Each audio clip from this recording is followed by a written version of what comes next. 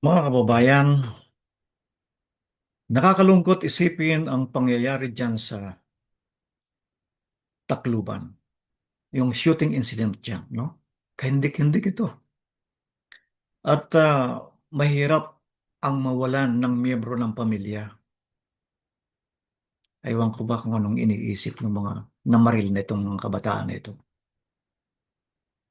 Kawawa, tatlong buhay ang nalagas dahil sa pangyayaring yan at kapabayaan ng policewoman na ito sa kanyang baril. Dapat sana ang baril iniingatan. Alam mo, Miss Pasensya, Police Sergeant Arla Ray o Pasensya, pasensya ka na, ano? May kalalagyan ka sa iyong kapabayaan. Yung baril mo pumatay, oh, tatlong tao, kabataan. Inalis mo ang puturo nila. Hindi mo iniingatan ang baril mo. Alam mo nang may mga maliliit palang kabataan diyan sa iyong bahay. Hindi mo iningatan.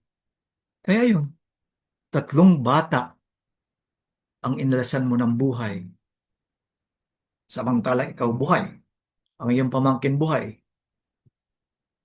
Kawawa.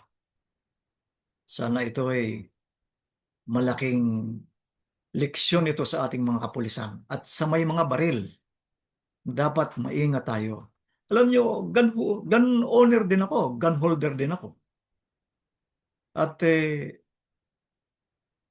iniingatan ko talagang maigi. At hindi ko yan linalagay kung saan-saan. At nakalak yan, no? Kaya, lesson learned, no? Sana matuto tayo dito sa pagkakamaling ito. Mahirap ang mawalan ng kapamilya. Ito, ang exchange ng kanilang mensaheng ito, no? Actually, may plano talaga sila. Alam nila, ang kanyang tiya ay may baril. At yun ang gagamitin. Kaya nga ito naisakatuparan ng batang ito. Itong maliit, no? Nakuha niya yung baril. At yun, dinala sa school. Kasama itong malaking batang ito. Huwag na natin pangalanan. Ang sabi pa rito, aywan ko kung talagang totoo ito ha. Hindi ko sinasabing ano. Idol niya daw si Tatay Digong. Yun po ba kaya ay talagang idol mo si Tatay Digong? O baka naman sinabi mo lang yan para mandamay ka ng kapwa? Aywan ko, ano? Itong si policewoman na ito, na may-ari ng baril, sa shooting diyan sa Tacloban, ay talagang masisibak ito at makukulong ito. Sabi nga rito, ang policewoman na pong ito ay under restrictive custody na. She is undergoing pre-charge investigation and will also undergo yung summary dismissal proceedings. Yes po, mayroong pagkakakulong dito.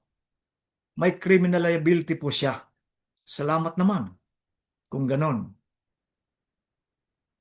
Sana nga para matuto ka. Actually, itong problemang ito sa mga ganitong kabataan ay may pinag-uusapan na dito. Kung anong edad ba talaga, anong taong gulang ba talaga pwedeng parusahan ang bata at para maikulong, para pagbayaran ng kanyang krimen na nagawa. Ito si Senator Ruben at saka si Senator Kiko Pangilinan ay pinagdidebatehan nila yan, nilang dalawa sa Senado. Sana makagawa kayo ng talagang batas na akma sa panahon ngayon at sa panahon na darating pa. At sana ah, kumuha kayo ng mga resource person, gaya ng psychologist, psychiatrist, upang magbigay kung anong mga behavior ng kabataan at upang mapag-aralan ng mabuti, upang akma ang batas na iyong gagawin. Ang Malacanang nagbigay na rin ng mensahe at kalungkutan dito sa pangyaring ito. Sabi nila, sabi ng Malacanang, in-order na ang masusing pag-iimbestiga at protektahan at ilagay sa proteksyon ang mga lugar, opisina man, establishmento man, especially yung mga schools. Actually, hindi lang sa Tacloban ito, buong bansa ito. Kaya nga, kung ating pag-isipan, ano ba talaga ang dahilan? Ito ba ay dala ng problema? Kaya nga ako may katanungan nga dito. Ano po ba ang masabi nyo sa pangyayaring ito? At ano ang iyong maipapayo para maiwasan ng mga ganito? Sa akin pong pananaw po, mga kababayan, may mga factors ito. Pwedeng family problems, no? Pwedeng na-impluensyahan ng gaming. Yung mga nakikita nila sa cellphone, sa games na pinapanood, barilan dito, barilan doon. O kaya pwedeng may criminal minds ang dalawang ito, no? Na nagpanagpo ang isip nila na parehas sila ng gusto, parehas silang iniisip na ang pamamaril ay isang kasiyahan lamang. Kasi ang iniisip nila, hindi sila makukulong. Kasi mga bata sila, minor de edad. O kaya may depression ang batang ito, lalo na yung maliit.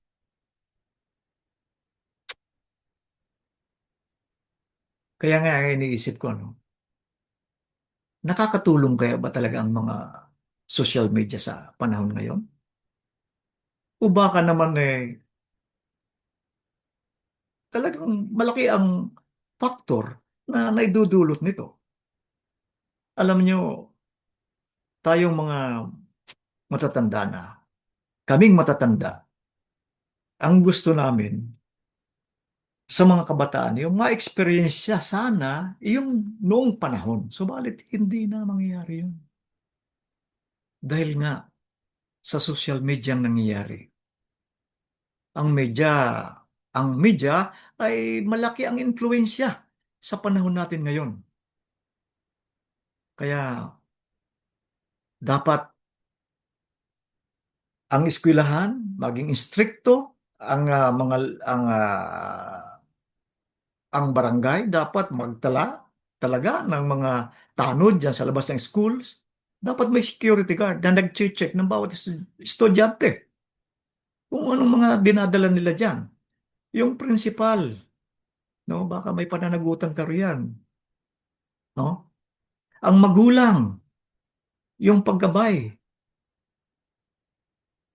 ang ating mga kapulisan, no? Sana wala na pong mangyayaring ganito pa at maiwasan na ang ganitong mga pangyayari sa lalo na sa ating mga kabataan at sa ating bansa. Okay, mga kababayan, hanggang dito lang ang aking ah, pagbablog na ito. Sana matuto tayo sa mga pangyayaring ito. Maraming salamat po.